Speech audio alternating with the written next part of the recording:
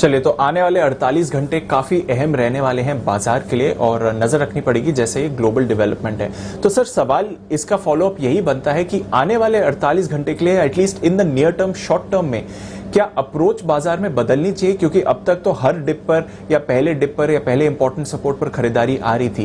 क्या उसे बदलकर फिलहाल थोड़ा सेल ऑन रैली रखें ताकि ये वॉलेटिलिटी निकल जाए, या अभी भी बाय ऑन डिप की मेंटालिटी रखें एकदम शॉर्ट टर्म में? सर दीप, एक एक दिन के मार्केट से और एक एक दिन की गिरावट से अगर स्ट्रेटेजी बदलेंगे तो कैसे बाजार में टिकेंगे? हम कहाँ बात करते हैं साल 2 साल 5 साल 10 साल के लिए पैसा लगाने की, राइट? और 5 घंटे में हालत खराब हो जाती है, राइटली सो।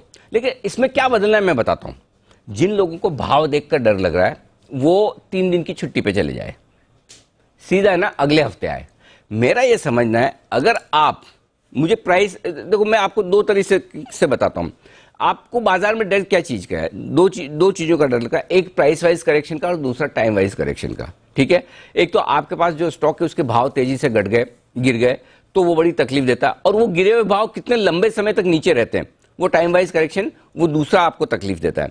सो मेरा ये समझना है, प्राइस वाइज करेक्शन आपके हाथ में नहीं है ना। आपको पता है कि वो price wise correction Tata steel में 10% का ही था, या 10% का जरूर से ज्यादा हो गया 5-6% ही काफी था, या 10% कम है, ये 15 से 20% हो सकता है। इसका जवाब किसी के पास है नहीं। सो आपके पास क्या है? आपके पास टाइम वाइज करेक्शन को पचाने की क्षमता है कि जितना ज्यादा वोलेटिलिटी हो, वोलेटिलिटी का एक ही जवाब है, लंबा समय तक पैसा लगा के रख लेना, सिंपल। क्योंकि अल्टीमेटली लॉन्ग टर्म में वोलेटिलिटी कम होगी। हर रोज टाटा स्टील 10% बढ़ेगा घटेगा नहीं, ये आप जानते हैं। सो मेरा पॉइंट सिंपल है, आप अगर इन्वेस्टर हैं, आप सिंपल एक चीज करें, आप ये समझ लीजिए मुझे 3 दिन मार्केट नहीं देखना है, अनलेस कि मुझे नया पैसा लगाना है। ठीक है, तो और वो क्यों बोल रहा हूं, उसके पीछे लॉजिक है। ऐसा नहीं कि मैं 3 दिन में सब कुछ ठीक हो जाए। उसका लॉजिक क्या है मैं बता देता हूं। लॉजिक 2 हैं, और इन दोनों लॉजिक को मिलाकर आप देखेंगे तो आप भी सहमत होंगे कि जो कुछ होना है गुरुवार शुक्रवार तक हो जाएगा। गुरुवार शुक्रवार तक अगर निफ्टी को 16,900 17,100 आना है तो भी ठीक है।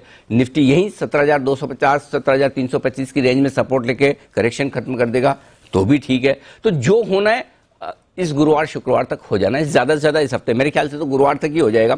और उसकी 2 बड़ी वजह है। पहला, आज और कल 2 दिनों की फेड की बैठक का जो परिणाम होगा वो परसों सुबह यानी कि गुरुवार सुबह हमारे यहाँ आएगा, और इसलिए गुरुवार को हमारे बाजार उस पर जो रिएक्शन लेना है ग्लोबल मार्केट से डायरेक्शन ले लेंगे कि भाई फेड की मीटिंग्स के बाद अमेरिकी बाजारों का क्या रुझान है। वहां से हमें जो संकेत मिलेगा उसके दम पर हमें गिरना है या बढ़ना है, हम गुरुवार को सुबह डिसाइड कर लेंगे।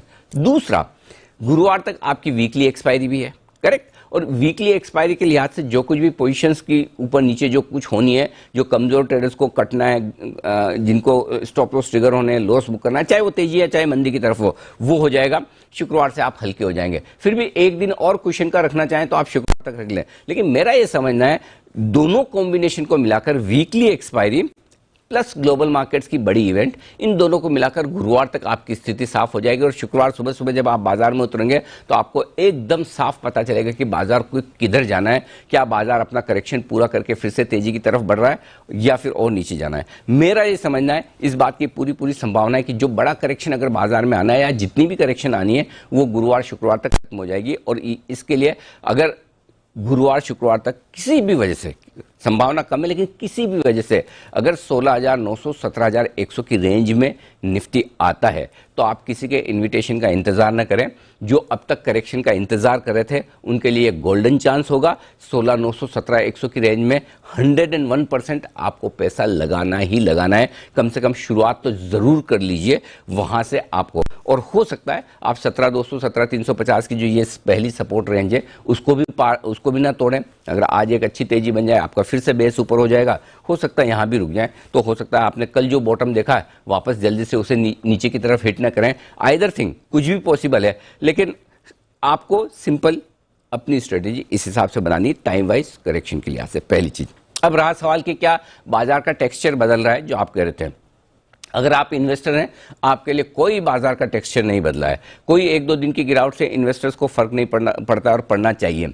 ऐसी सिचुएशन में अगर आप मौका ढूंढ रहे थे पैसा लगाने का, तो अगले 5-7 दिन आपको बाजार में पैसा लगाने का एक अच्छा मौका मिल सकता है, और अगर मिले तो उसे छोड़ना नहीं। इन्वेस्टर्स के लिए कुछ भी नहीं बदला है। और मेरा ये समझना है, जो सितंबर में पैसा लगाएगा वो अक्टूबर के अंत या नवंबर में बहुत मुस्कुराएगा। दीप, ये मेरा स्ट्रांगली मानना है कि एक हेल्दी करेक्शन, आप खुद देखिए ना, मतलब एक तरफा तेजी अगर निफ्टी में 2-2 हजार पॉइंट की हो रही है और 500-700 पॉइंट भी ना गिरे, ये ठीक है क्या? ये रीजनेबल है क्या? नहीं है ना। तो ऐसे में एक हेल्दी करेक्शन के बाद जो फिर से बाजार भागेंगे, आपको दिवाली पे बहुत मुस्कुराहट देंगे, ये निश्चिंत रहिए। और उस समय आपको इस अगले 5-7 दिनों में जो भी गिरावट होती है उसमें इन्वेस्टर्स के तौर पर आपको बढ़िया पैसा लगाने के बारे में सोचना चाहिए। अब आइए ट्रेडर्स की बात। ट्रेडर्स के लिए एक सिंपल सी चीज दीप जो है वो ये है, पहली चीज क्वांटिटी कम कर लें, दूसरी चीज काउंटर ट्रेड लेने की कोशिश करें, और तीसरी चीज ओवरनाइट पोजीशन कम से कम रखें। देखिए कल भी हम यही बात कर रहे थे कि ओवरनाइट पोजीशन में तीनों के लिए बराबर रिस्क है। जो ट्रेडर पोजीशन शॉर्ट करके जा रहा है अब उसको नींद नहीं आ रही है, जो लॉन्ग करके जा रहा है वो भी कल शाम को 700, 800, 900, 1000 पॉइंट की डाउ को नीचे देखकर परेशान ही रहा है, करेक्ट। और जो होल्ड करके बैठा है उसकी प्राइस से दूर है, तो उसे समझ नहीं आ रहा कि मुझे करना क्या है। सो कभी कभी मार्केट ऐसे होते हैं जो आपको हर स्टेट में कंफ्यूज रखते हैं, और जब इस तरह का कंफ्यूजन वाला मार्केट हो तो आपके पास तरीका यही कि कम काम करें, इंट्राडे करें, काउंटर ट्रेड करने की कोशिश करें और स्ट्रिक्ट स्टॉप लॉसेस के साथ करें, और ओवरनाइट पोजीशन कम रखें। और इस लिहाज से अहम सपोर्ट लेवल पर निफ्टी आता है, बाजार आता है, आपको खरीदना चाहिए। अगर अहम रेजिस्टेंस लेवल के आसपास बाजार पहुंचता है तो आपको डेफिनेटली काउंटर ट्रेड लेकर बेचना चाहिए, पहली चीज। दूसरी चीज जो इस वक्त ट्रेडर्स को करनी चाहिए वो ये, जो ट्रेडर्स स्टॉक्स में ज्यादा ट्रेड करते हैं उन्हें स्टॉक से मूव होकर इंडेक्स में ट्रेड करना चाहिए। वोलेटाइल और इस तरह के ग्लोबल इवेंट्स के इस वक्त इंडेक्स ज्यादा रिलायबल है रिस्क मैनेजमेंट के लिहाज से बजाय स्टॉक। क्यों? किसी स्टॉक में कभी कोई एक्सीडेंट हो जाए आपको पता भी नहीं चलेगा। आप जिंदगी में नहीं सोच सकते 2 दिन पहले, 3 दिन पहले कि टाटा स्टील एक दिन में 10% निकल सकता है, करेक्ट।